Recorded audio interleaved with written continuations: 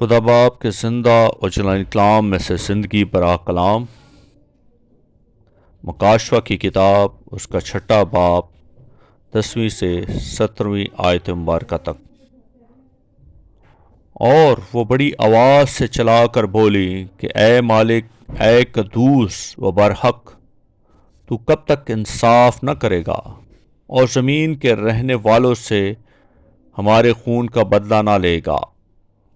اور ان میں سے ہر ایک کو سفید جامہ دیا گیا، اور ان سے کہا گیا کہ اور تھوڑی مدت آرام کرو، جب تک کہ تمہارے ہم خدمت اور بھائیوں کا بھی شمار پورا نہ ہو لے جو تمہاری طرح قتل ہونے والے ہیں۔ اور جب اس نے چھٹی مہر کھولی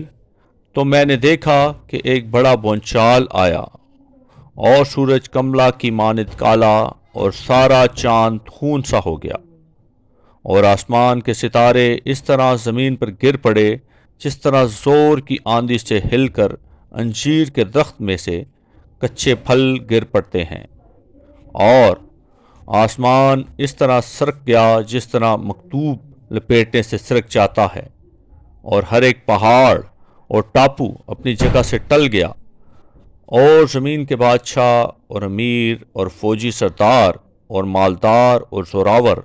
اور تمام غلام اور آزاد پہاڑوں کے غاروں اور چٹانوں میں جا چھپے، اور پہاڑوں اور چٹانوں سے کہنے لگے کہ ہم پر گر پڑو اور ہمیں اس کی نظر سے جو تخت پر بیٹھا ہوا ہے اور برا کے غضب سے چھپا لو، کیونکہ ان کے غضب کا روز عظیم آ پہنچا۔ اب کون ٹھہر سکتا ہے؟ پاکلام کے پڑھے اور سمے پر خداوند کی برکت ہو، خداوند کا شکر ہو، آمین۔